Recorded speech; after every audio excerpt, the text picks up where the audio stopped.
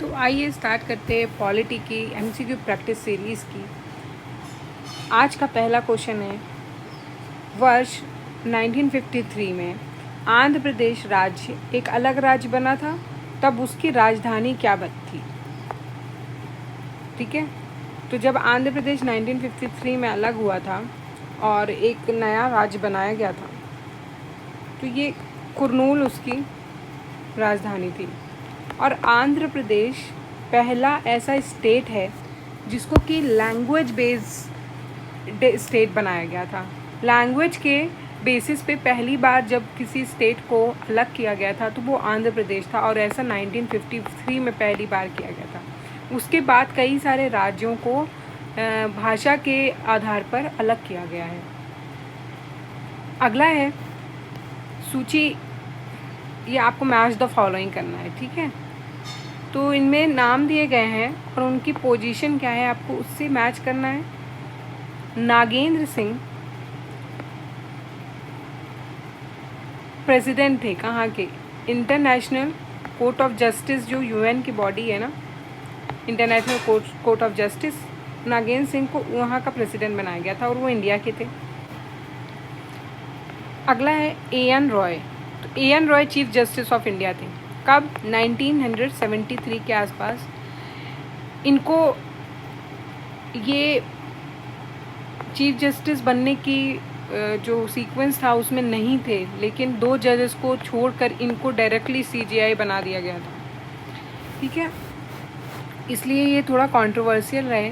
फिर इन्होंने केशवानंद भारती केस जो था उस बेंच में भी ये शामिल थे, जिसमें इन्होंने इस बेसिक स्ट्रक्चर का जो भी वर्डिक्ट आई थी उसके अगेंस्ट इन्होंने वोट किया था। तो A N Roy chief justice of India थे, इसलिए ये थोड़ा कंट्रोवर्शियल रहे और इनको जाना गया। फिर आर के त्रिवेदी इंडिया के चीफ इलेक्शन कमिश्नर रहे। और अशोक देसाई तो आप बता सकते हैं, अटॉर्नी जनरल ऑफ इंडिया थे, ठीक है। ये काफ़ी जाने माने अटॉर्नी जनरल थे। इसके बाद में है, निम्नलिखित में से कौन सा एक लोकसभा का सर्वाधिक बड़ा निर्वाचन क्षेत्र है? ठीक है, तो लद्दाख कॉन्स्टिट्यूएंसी जो है ये one of the largest constituency है। अगला है, निम्नलिखित कथनों पर विचार कीजिए। न्यायमूर्ति वी.आर. कृष्ण अय्यर भारत के मुख्य न्यायमूर्ति थे।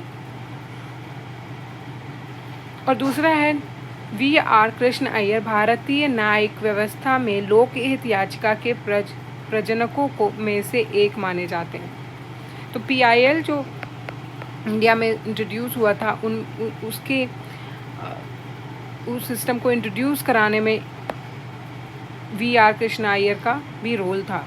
तो सेकंड वाला तो सही है, लेकिन फर्स्ट वाला गलत है, क्योंकि वो भारत के चीफ जस्टिस ऑफ इंडिया नहीं थे।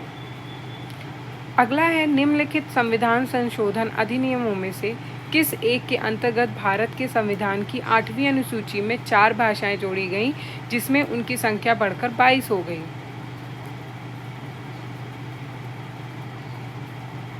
तो उसका आंसर है 92nd कॉन्स्टिट्यूशन अमेंडमेंट।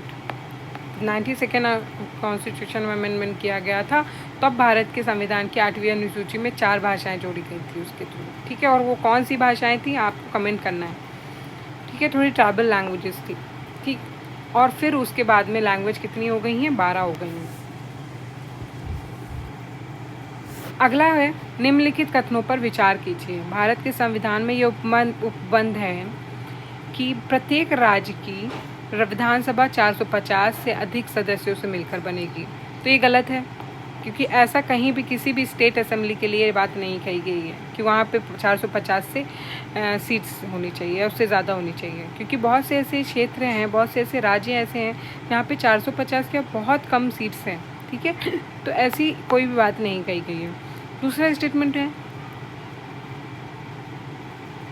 कोई व्यक्ति किसी राज्य की विधानसभा के किसी स्थान को भरने के लिए चुने जाने के लिए आहर्त नहीं होगा यदि उसकी आयु 25 वर्ष से कम हो। तो 25 वर्ष तो उसकी एज होनी चाहिए, तभी वो लेजिस्लेटिव असेंबली के लिए चुनाव लड़ सकता है। तो फर्स्ट सेकंड गलत है और सेकंड सही है। अगला है निम्नलिखित में से कौन सा राज्य के नीति के निर्देशक तथ्यों में शामिल है? तो prohibition of traffic in human and force labour, तो ये DPSP में नहीं आता है, ठीक है। Prohibition of traffic in human and force labour एक फंडामेंटल राइट है। सेकेंड वाला prohibition of consumption of intoxicant drinks and other drugs, ये आता है जो भी इंजीरियस टू हेल्थ है, ये DPSP में आता है। फिर अगला है भारत के संविधान की किस अनुसूची में विभिन्न राज्यों में अनुसूचित क्षेत्र के प्रशासन और नियंत्रण के लिए विशेष उपबंध है? तो ये 5वीं में है। सीमा प्रबंध विभाग निम्नलिखित केंद्रीय मंत्रालय में से किस एक विभाग में है? ठीक है, तो बॉर्डर मैनेजमेंट होम मिनिस्ट्री के अंदर आता है। अगला है निम्नलिखित में से किस एक सुधार के लिए भारत सरकार द्वारा वीरप्पा मोइली की अध्यक्षता में आयोग गठित किया गया था? तो वीरप्पा मोइली की चेयरमैनशिप में एडमिनिस्ट्रेटिव रिफॉर्म्स प्रशासनिक सुधार के लिए एक कमीशन बैठाई गई थी। भारत में निम्न राष्ट्रपतियों में कौन कुछ समय के लिए गुट निरपेक्ष आंदोलन का महासचिव भी रहा है? तो जैनी जेल सिंह जो थे, यानी जैन जेल सिंह, वो नॉन अलाइन मूवमेंट के भी सेक्रेटरी जनरल थे कुछ दिनों के लिए। परमाणु ऊर्जा विभाग निम्नलिखित में से किसके प्रशासन के अधीन है? Under the administration of which of the following is the department of atomic energy? Atomic energy तो प्रधानमंत्री PMO ऑफिस के अंदर ही आता है, ठीक है, किसी मंत्रालय के अंदर नहीं आता है। भारत में राष्ट्रीय जल संसाधन परिषद का अध्यक्ष कौन है? Chairman of national water resource council. बहुत ही इंपॉर्टेंट क्वेश्चन है, क्योंकि इसमें आप कंफ्यूज हो सकते हैं किसी मिनिस्ट्री को लेकर के, लेकिन ये चेयरमैनशिप प्रधानमंत्री के अंडर होती है। प्रधानमंत्री ही इसके चेयरमैन होते हैं, नेशनल वाटर रिसोर्स काउंसिल के। किस 25 वर्षीय योजना के दौरान आपातकाल लगाया गया था, नए चुनाव हुए थे और जनता पार्टी चुनी गई थी? तो वो 5th 5-year प्लान था। अगर पंचायत डिसॉल्व हो जाती है तो इलेक्शन कितने महीने में होने चाहिए? ठीक है, तो 6 महीने के अंदर होने चाहिए। निम्नलिखित कथनों पर विचार करना है। पंजाब का राज्यपाल अपने दायित्व के साथ साथ चंडीगढ़ का भी प्रशासक होता है, तो बिल्कुल सही बात है, ऐसा होता है, ठीक है। गवर्नर जो भी पंजाब के होते हैं वो चंडीगढ़ के एडमिनिस्ट्रेटर भी होते हैं, ठीक है। दूसरा है केरल के राज्यपाल अपने दायित्व के साथ साथ लक्षद्वीप के प्रशासक भी होते हैं, तो ये गलत है, क्योंकि लक्षद्वीप में एक अलग एडमिनिस्ट्रेटर केंद्र सरकार नियुक्त करती है, पोजीशन उनको अलग से दी जाती है। अगला है निम्नलिखित कथनों पर विचार कीजिए।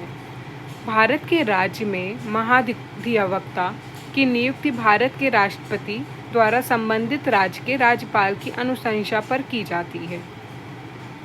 As the Advocate General of the state in India is appointed by President upon the recommendation of Governor of the concerned state। तो इसमें करेक्ट पूरे से गलत है, ठीक है, गवर्नर अपॉइंट करते हैं पर रिमूवल प्रेसिडेंट से होता है। दूसरा भी उसी पे है कि as the civil procedure code high court have original appellate and advisory jurisdiction at the state level.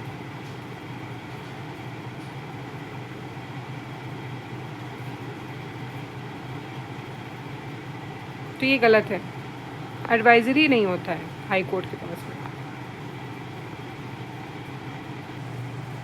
अगला क्वेश्चन है निम्नलिखित में भारत में पहला नगर निगम कहाँ स्थापित हुआ था?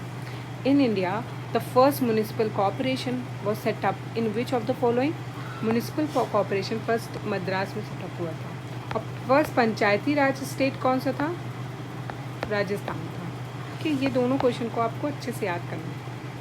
अगला है लोक अदालतों के संदर्भ में निम्नलिखित कथनों पर विचार कीजिए। एक लोक अदालत द्वारा किया गया अधिनिर्णय सिविल न्यायालय का आदेश मान लिया जाता है और इसके विरुद्ध किसी न्यायालय में अपील नहीं होती। तो ये सही बात है, ठीक है।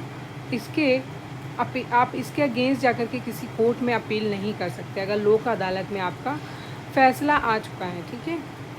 दूसरा है विवाह संबंधित पारिवारिक विवाद लोक अदालत में सम्मिलित नहीं होते, तो ये गलत है, क्योंकि लोक अदालत में तो विवाह संबंधी और पारिवारिक विवाद को ही डाला जाता है। ज़्यादातर maximum cases matrimonial and family disputes के ही कवर किए जाते हैं लोक अदालत के थ्रू।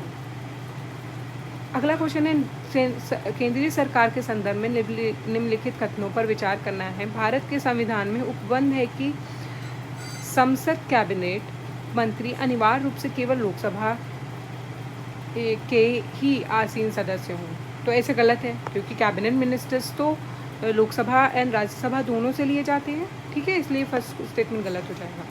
केंद्रीय कैबिनेट सचिवालय संसदीय कार्य मंत्रालय के निर्देशाधीन कार्य करता है।